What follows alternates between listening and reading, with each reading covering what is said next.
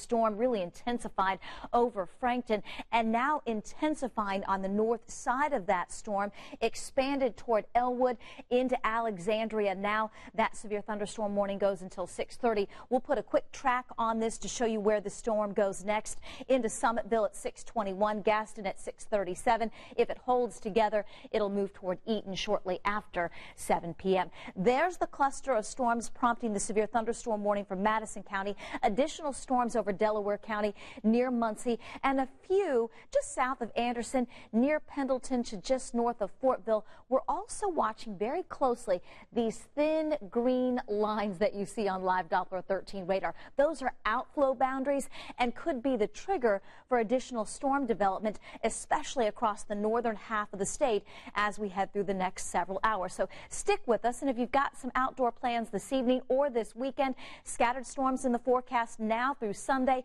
Heavy rain and lightning will be a couple of the bigger threats, but we can't rule out large hail and damaging winds and a few reaching severe limits. So be sure to download that live Doppler 13 weather app. It's 89 degrees in Indianapolis now. South-southwest wind at 9 for the second day in a row. We made it into the low 90s, officially 91.